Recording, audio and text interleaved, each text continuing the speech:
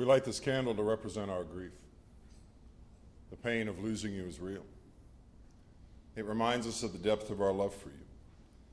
And it reminds us that our lives are now changed forever. And we light it for our love. We light this candle that your light will always shine.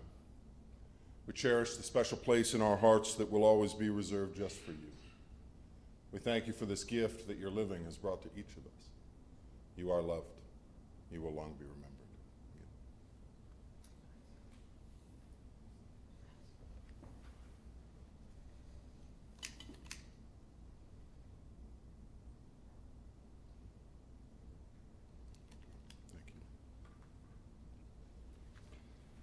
On behalf of Miguel, the children, Kate's family, we welcome you today and we thank you for coming to celebrate this life that so many have held so closely throughout her days.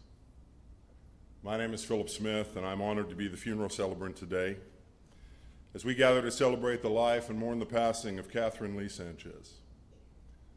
But for the majority of us here today, she will always be Kate. And so we gather our hearts and minds in this space designed for remembrance, to hold space and to focus our thoughts in these moments on the value of this journey that you have each shared with Kate. We're here to bring our strength and support to those who have loved her and will miss her more than most. We're here today to honor her family, her loving husband and partner in this life for their years shared, Miguel, her loving children, Rosalie, Angel, and Anessa, her loving mother, Deb, and her partner, Al. Her loving sisters, Kristen, her husband, Cohen. Robin and her partner, Ryan. Her loving father-in-law, Luis. Her loving nieces and nephews, Wyatt, Autumn, Ellis, Texas, and Preston. And of course, her favorite fur buddy, Meadow. Along with all those that would make up the extended members of this family tree. We think of those that would call her a friend, a companion, or a co-worker throughout the journey of her days. And today we make special remembrance of her loving father, Roger, her mother-in-law, Maria, both of whom have gone on before and are now reunited with Kate beyond our sight and for eternity yet to come. This is an important day because we gather together to stop and acknowledge the value of this life and the way Kate has touched her world. Your presence, whether you're here directly as a part of Kate's life, or you're here simply to support one of her loved ones, well, that means that Kate has made a difference in your life because you have taken this time apart to be with us here. The task of holding her legacy now falls to each of us.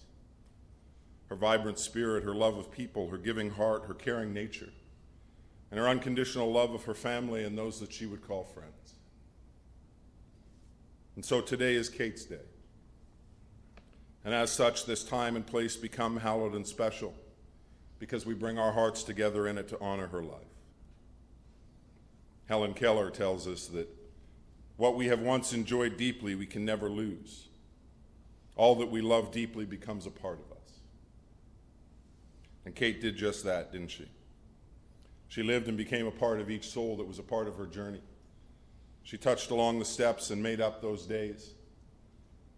And to those who share deeper love, the parts of them that are affected are greater, yet to all that have shared even a moment in the warmth of her company, her love, her friendship, and her care will still be a part of the sum of who you are for each of those days to come in your journey as well.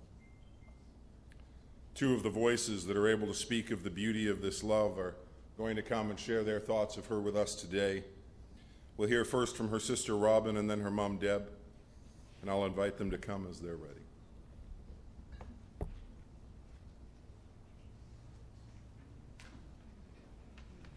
Bear with me.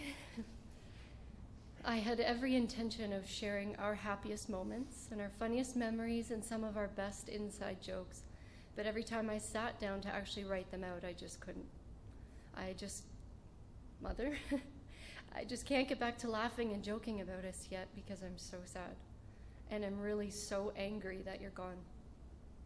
I find myself spending so much of my time looking out my windows as if I'm going to unexpectedly see you outside one day. And even though I know that will never happen, I will never stop searching for you. I keep thinking of the day that you passed and how I had only seen you hours earlier. Had I known that was going to be your last day, I would have done so many things differently. I've thought to myself so many times, if I could have one last conversation with you, what would I even say? All I really want to say to you now is thank you. You are our big sister. You didn't ask to have that role, it was given to you. When we came along, you basically had to be the one in charge. You had to go through all of life's biggest and hardest moments first. You had to go to school and make your own friends first. You were the first to have a boyfriend and fall in love. Worse, the first to have your heart broken. You had to learn to drive first and then bring us around with you. You were the first one to get in trouble and get grounded. We never did. You had to go through the wild party phase first and deal with all of the chaos that comes with that. And you were also the first to become a mother and bring two of the most incredible children into our lives and learn how to be a parent. You did all of this without your own big sister. Of course, you had our amazing mother, but sisters really play a different role. Christy and I looked up to you. When it was our time to go through all of the same big life moments and challenges, you were there to hold our hand through it all. You offered us guidance and advice and even tough love when we needed it. You celebrated our wins, you mourned our losses, and you sat in silence with us when life just sucked. So it does seem fitting that you're also the first one of us to go. You're on the other side now, navigating a whole new world and watching over us so that when our day comes and we pass too, you'll be right there waiting for us to hold our hands once again, take us with you and show us what's waiting. And until that day comes, just know that I miss you, I love you, and I thank you so much.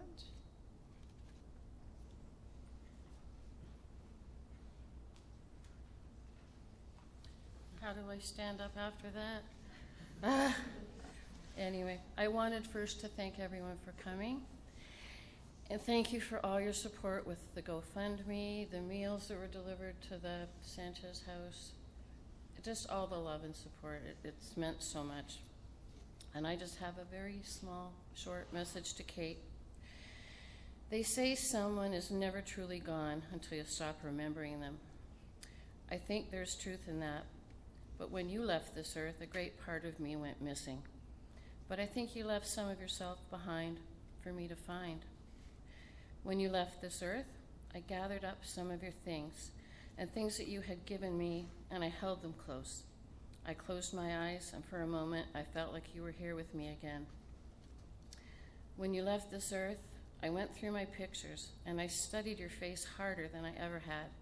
And for a moment, those pictures brought you to life once more. When you left this earth, I found so many reasons as I could to talk about you, recounting memories, telling stories about you, and for a moment we were living in those memories again. Every day I find as many memories or reasons as I can to remember you. I find as many reasons as I can to not let the rest of you leave this earth. And every day it brings me peace to know that as long as I remember you, a part of you will always be here with me. My beautiful Kate, you will forever and always be in my heart. I love you. I did it.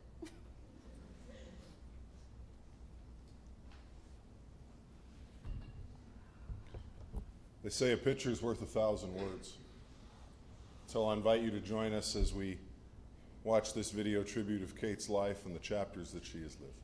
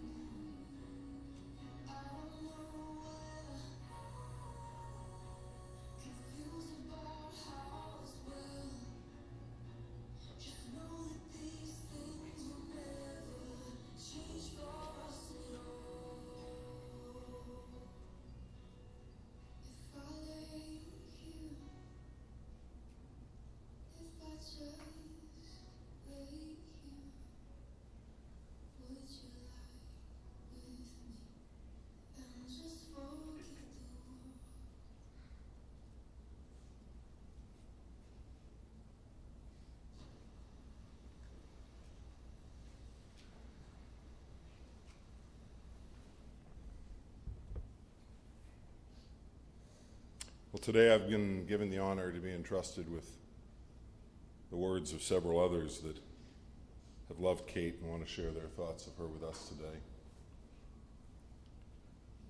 These are from her sister, Chrissy. My dear sister Kate, how do you put a lifetime, too short at that, but a lifetime of memories on a page? It's truly impossible to do. There are so many things to say and to thank you for, but today I will just say a few. Thank you for personally training me for the title belt at the WWF in our teens. The fights were epic. The neighbors were surely concerned, but we always made up and went right back to normal. Thank you for always understanding me. You may not have agreed with me, but you could certainly assure me that I was heard, and no matter what, you supported me always. You reminded me that I was enough. I will miss the communication that was a simple look in our eyes followed by a nod or a shake of the head. Sisters seemingly have the ability to read each other by just a simple look. Your infectious giggle is one of the things that I will miss the most. I still go to send you silly videos that are surely to bring out the laughter, and I quickly remember that you're gone. It's not something I'm ready to accept. It never will be. How do you live the rest of your life without one of your best friends? It was supposed to be the three of us Toner girls growing old together, traveling and even making more great memories. To be showing up the youngsters on the dance floor at our kids' weddings. As many of you here know today, and you have experienced, you get a Toner girl up to dance and she will be the last one up there and her feet will be sore for days after. We got that gift from our parents, Deb and Raj, the ultimate party hosts. Kate and I look at your beautiful children and we feel so very blessed to have them near. To know that a piece of you is still here to hug, to laugh with, and to watch that legacy live on. My dear Kate, it's not goodbye. It's until we meet again. I love you. Love and kisses, Chrissy. And these thoughts from her daughter, Rosalie. Dear Mom, I know that I told you that I would try my hardest to get on a roll, and I will continue to do so. I know you won't be able to help me get ready for my graduation, but I know that you'll be there for me along with Mama and Papa and everyone else, along with my first date and graduating high school and my wedding. We went from hiding under the covers when Dad got home to staying up late talking about boys and clothes, and asking you to braid my hair to asking you to curl my hair. You've always been by my side, and you will always be. From helping me with my friends to helping me get over boys. Over the years, you have watched me grow, and you will continue to, just now from heaven. I know you were just spending time with all the family that have moved on as well.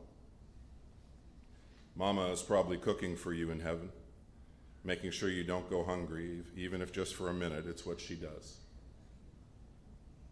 And now you can talk to Papa again, and I know you missed him a lot, as well as seeing all your old pets, such as Lola, Lewis, Maxie, and especially your favorite cat, Wicket. And even though you almost never knew what me and Angel were talking about when it came to new slang, video games, clothes, shows, or whatever we were yapping on about, you would always listen and ask questions about it, and sometimes even try some of our favorite things. We've had so many fun memories together, from dancing in the kitchen as we cook and clean, to having girl nights together, doing face masks and watching movies with Angel joining us. Even though you are no longer with me here on earth, I know you'll always be by my side. I love you, Mom, always and forever. Love, Rosalie. I want to say thank you to each of you for entrusting me with your words today. It's truly an honor to have lent my voice to your thoughts. She'd be welcomed to this world and to the loving embrace of her mother Deb and her father Roger on that 14th day of January in 1979. It would be a Sunday. They say that Sunday's child is full of grace. And Kate lived that truth in every day of her life, while full of grace and stubborn. Because according to Deb, she had the stubborn gene in spades. She would always know what she wanted and would find the path that would get her there. Let's use swimming as an example. She was in the pool and lessons by 9 months old. And while the rest of the 2- and 5-year-olds were likely busy coloring away, she would be working to achieve her badges in the pool. And by the time Kate was about 8 years old, she would have the qualifying badges to reach her guards. If only but 2 things. She would simply be too young to get her guards, and there was no way she was getting someone my size in and out of a pool in a crisis. So the badge for lifeguarding would have to wait. And yet with swimming mastered, it was on to brownies. And if you remember how dedicated she was to achieving her badges in swimming, well then brownies was just another level on.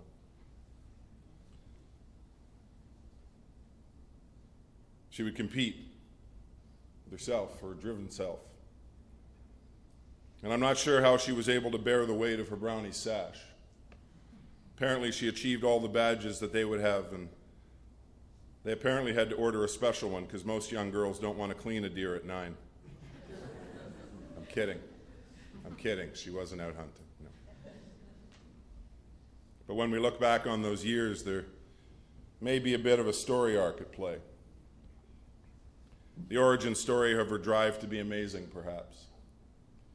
You see, apparently she would lose her only child status in the Toner home with the arrival of her younger sister, Kristen, when Kate was just about 2.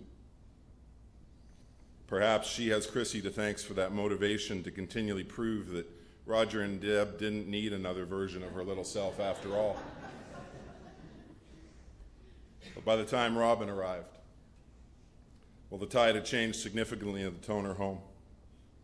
She and Chrissy had found their rhythm, and Kate was happy to take on the role of a little mom to Robin.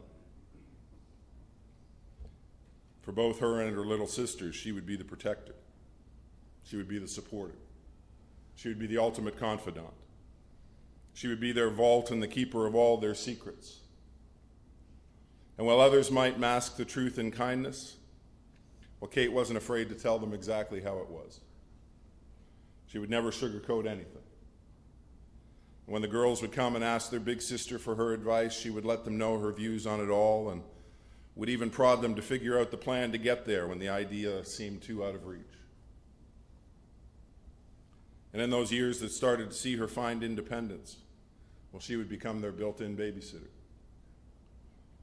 And if she was doing anything, they wanted to be there doing it by her side. Now, when it came to going to McDonald's for a Happy Meal, well, that was great. But Kate was also fearless, and considering the internet wasn't a thing yet, the only way to find out about danger was through word of mouth. You had to know somebody that had done something stupid and got hurt as a result. So there were lots of days when she would just have them tag along and explore abandoned houses or the local sewer opening. Think Goonies, but set in Durham region. And even when stepping on a dead cat on one outing, they would not dissuade her from pressing on into the adventure, her little sisters in tow. But they would all survive. They now have their stories and their own littles to tell, and you could tell them that red balloons and sewers were not an invitation to a party because you know the difference. And if she was watching a show, well, they were watching a show as well. Of course, that love of horror movies didn't start for Kate in her 30s, so I'm certain that each of them would have called for Mom at least once or twice in the middle of the night after a movie marathon when Kate was in charge. And like all siblings, there would be fights along the way. I'm told that there were some pretty epic ones for sure. But don't ever think that you could fight with them. Not get Kate's attention in the mix. Because if you picked on one of the Toner girls, well, then you got to deal with Kate. Just ask the bully on the bus that day. Just ask them if they ever wanted another moment in close quarters with Kate. because she was the one who would literally flip tables over to get at you if you foolishly pushed the wrong buttons. But she would also be their role model. And they would learn the lessons that her life had showed them through her dedication to her sports pursuits, whether it was swimming or dancing, gymnastics, and her soccer skills that would see her reach the OFSA level of competition, skills that would even see her share her abilities with others, with other little lives that she would go on to coach in later years as well. And those summers at the cottage would be some of their favorite times shared. Now, they may not have always had her to themselves. She would often bring her friends along to share in the sun and the joy of the water, but as they would enjoy the beauty of Georgian Bay and Wasaga Beach, a second home and a joyful place for the Toner clan. And when it came time for her to expand her education beyond her years of high school, well, she would dedicate herself to the goal of reaching those heights that she saw as a value. She would end up with a master's in education through the pathway of UFT for her bachelor's and then off to Medaille College in Buffalo for her master's. And with her educational credential in hand, it was off to face this world. But first, she would decide to see more of it. Kate would head off to see the world aboard a cruise ship.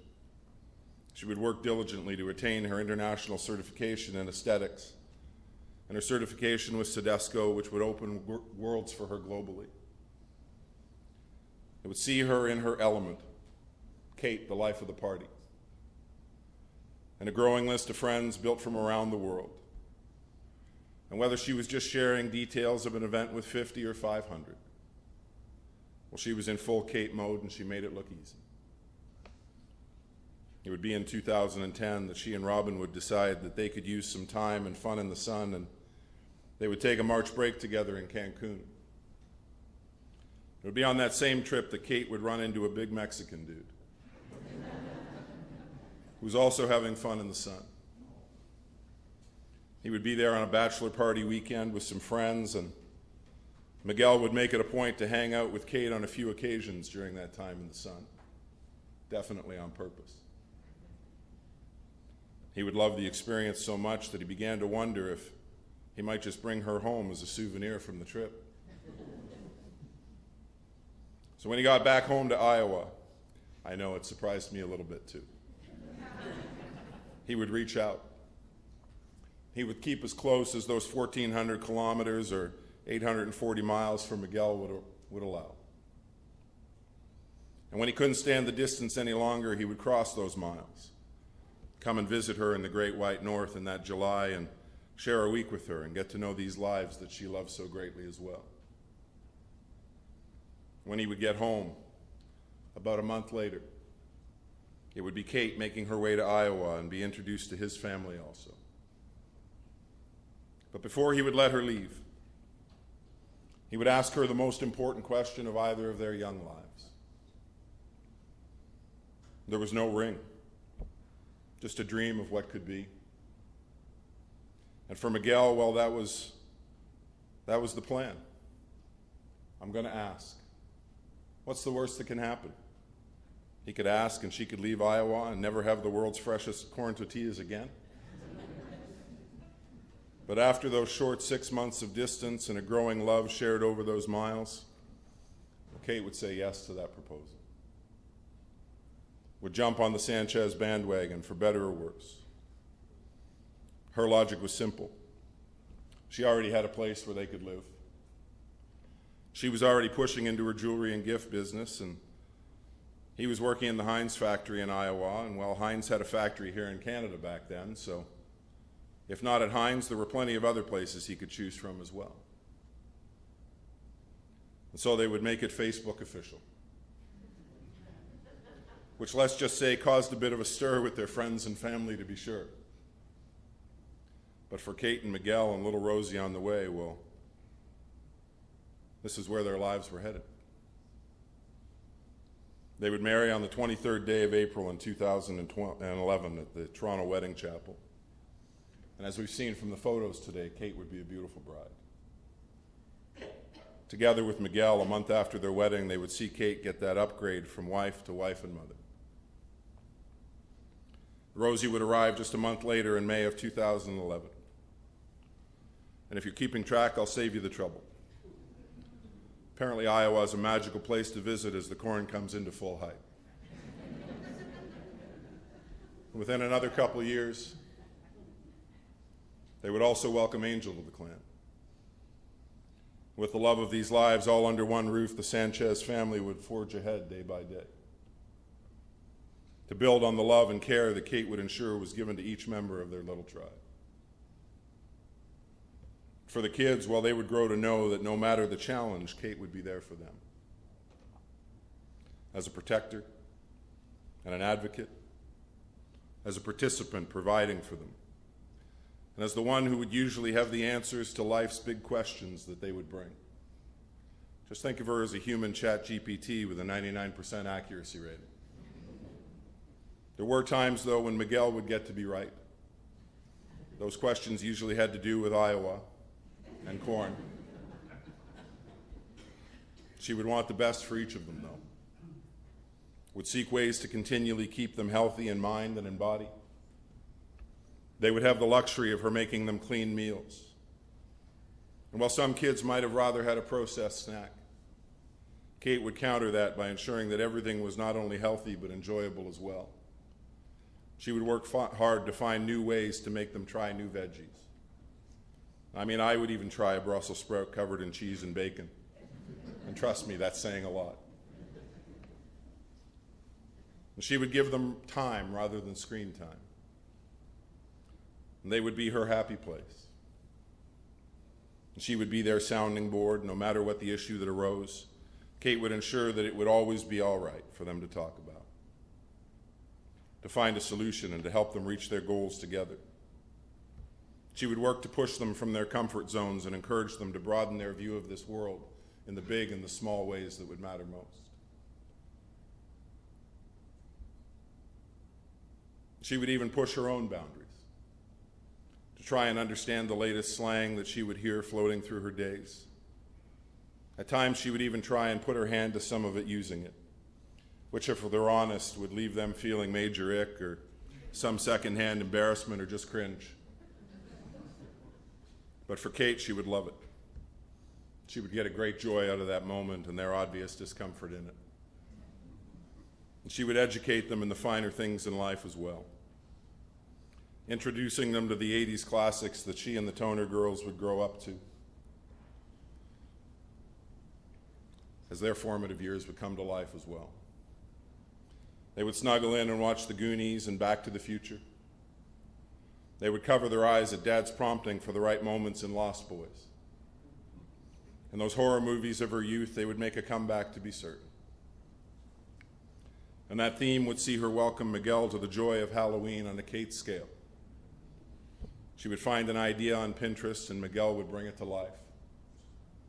And their lawn would be something that would make Freddy Krueger proud to call his own, apparently releasing in Miguel an inner child that he never knew existed, thanks to Kate. She would do her best to try and understand those things that they had come to love, like their anime and their video games, doing her best to understand their sadness when a hero from Demon Slayer, Rengoku, died. And while some would just push it off as a story, Kate would lean into it. She would ask questions and do her best to understand why it mattered, seeing the value in this character whose death represented the loss of one who had given of themselves to consistently protect others. For Kate, she would recognize the value of a good heart, whether in fiction or life. And she would know that when something mattered to her kids, it mattered, and she would show up for it. She would show them the world that she knew and loved. From Jamaica to the Dominican, to the time shared with their family in the States, to the welcome of Georgian Bay and reliving those wonderful times at Palm Beach that had brought her and those she loved so much joy, now reshared through these new eyes and these lives she's called her own. And whether it was baiting a hook for them because she had to, not because she wanted to, or scaring the living crap out of Rosie in the dark on those cottage nights, or just sharing the beauty of those star-filled skies with them in that space where the only light that matters are the ones that shine brightly overhead, and the one found in the love of the heart sharing its beauty.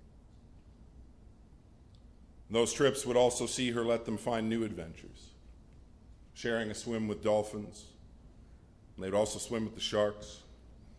They'd introduce Angel to his first scuba mask, which was fine in the shallow end of the pool, but apparently it was a little too big by the time he got out into the deep end. It would come loose from his head and proceed to drag him under the water, and he'd be thankful to make it out of the pool. So he'd try it in the ocean instead. But the ocean wasn't much better, as a wave would knock the little man on his ass and proceed to drive him into the sand so that he could taste salt water for the next 3 days. And as Kate and Deb would run to his aid, Rosie would slowly drift off into the current. Thankfully, both are still happy to get into the water today. I'm sure you can already see that Kate would love this life that she was given to live. And whether it was just some quiet time with a good book, a pastime that Deb would motivate to her in her youth, as one summer she would offer Kate $1 for every real book that she would read. And in 1 week, Kate would devour 36 volumes of the Sweet Valley High series, leaving Deb to rethink the offer for the following summer. But that love of reading would certainly be shared with her own littles as well. She would love the music of her lifetime, happily dancing along and singing the tunes, but never knowing who sang them. Thankfully for Kate, Robin would introduce her to Spotify and put the tune in her head into a format that she could easily be able to find again. Rosie would gladly help her as well, making her a playlist that includes some of her favorites, so that Miguel wouldn't have to do his best to hear her whimper off a key and out of tune for 2 hours to try and find a word or two before finding that song from the 90s that no one had listened to since the 90s. And she would love the bond that her shows, Friends and Curb Your Enthusiasm, Seinfeld, Roseanne, King of the Queens, well, those bonds that would build between she and her sisters in their youth. And then onto those times shared, introducing them to Miguel as well, just so he could get in on the inside jokes that they shared.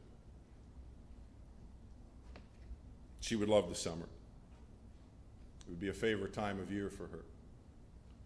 She and the sun would get along famously, especially if you invited the sun's friend, Mr. Margarita, to join the party. She loved a good pastry. The looming question, is it cake-worthy? And if it was cherry chip or a great cheesecake or cherries and chocolate, well, then you had Kate's attention. And if the treat was complete with some heavy cream and a pound of butter, made by the loving hands of a master baker, preferably local, well, then she was in her happy place. She would love bringing her heart for quality and design to the lives that would see the value of her Tender Heart Gift Co.'s efforts. Always a perfectly curated box, always complete with her amazing handmade cards, the proceeds of which would always find their way to a cancer charity in honor of her dad's value in her life. And the products that would make you feel like $1 million when you used them. Her personally developed line of skin creams, soaps, or one of her masks. And when the orders would come in, it was always a labor of love to create the perfect box for her clients. Many times that labor would come from the hands of Miguel, as he would arrive home after his full-time job at about 11:30 p.m. to a list of boxes that needed to be put together for the next morning's deliveries. And a quick kiss from Kate with the quick question, "You got this, right?" And she would head off to bed. Oh, sure, she felt bad about leaving it with him. But Miguel, he would always have it, because they would always have each other. And even in those times when life would show them both how it felt to lose what they had loved for a lifetime. Miguel's mom and Kate's dad both passing in 2020. They would hold on to the love and the life that they had found and had built with and for each other. And it would be that strength that they built into their journey that would truly be seen in these past several months, to be certain.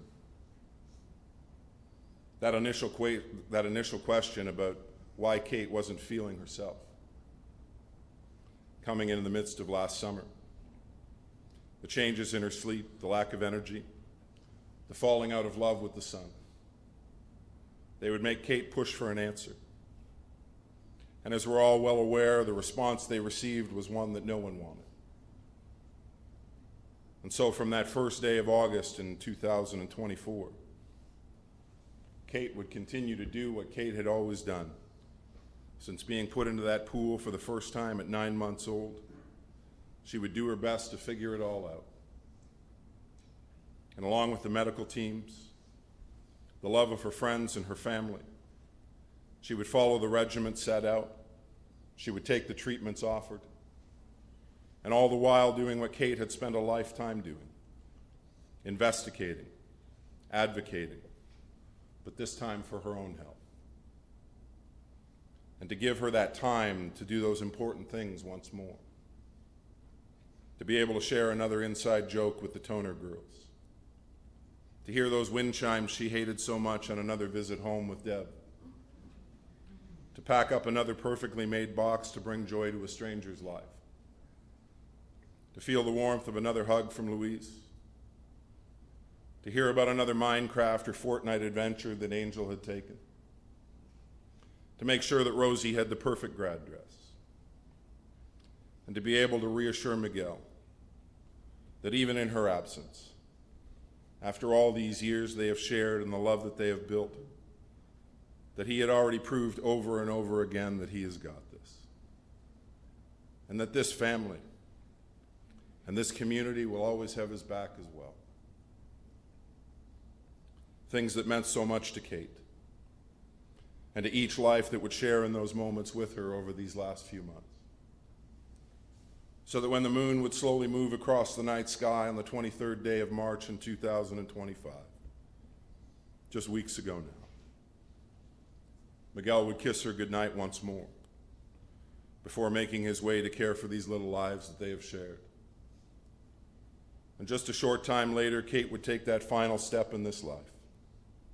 And she would journey forward to the next adventure beyond our sight. Welcomed to eternity by those lives that she had loved and longed to see once more. And Kate would know peace. Leaving each of those who remain the image and the memories of a life that was filled with grace.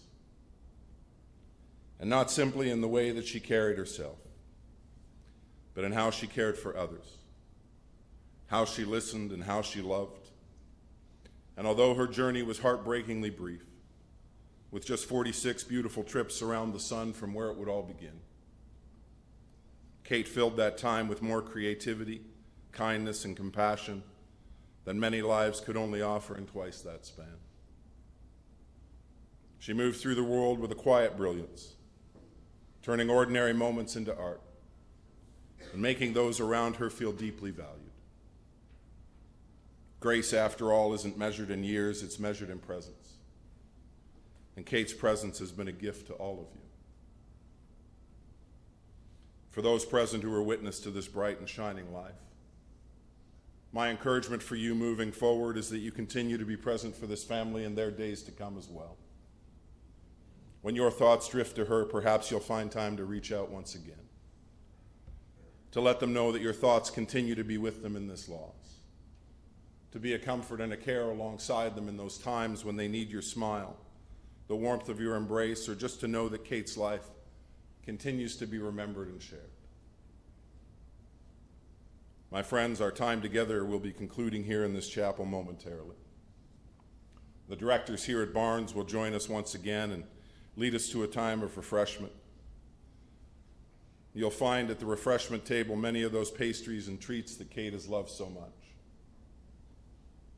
Along with those treats will come your continued shared memories of Kate, the impact that she's had on your life as well. But in these moments that remain, I'd like to share with you two final things, a reading and a song. Both are dedicated and loved to Kate from this family who loves her greatly today. The poet David Harkin pens these words. He says, "You can shed tears that she is gone, or you can smile because she has lived. You can close your eyes and pray that she will come back. Or you can open your eyes and see all that she has left. Your heart can be empty because you can no longer see her. Or you can be full of this love that you have shared. You can turn your back on tomorrow and simply live in yesterday. Or you can be happy for tomorrow because of yesterday. You can remember her and only that she is gone. Or you can cherish her memory and let it live on. You can cry and close your mind, be empty and turn your back. Or you can do what Kate would want. Smile, open your eyes, love, and go on.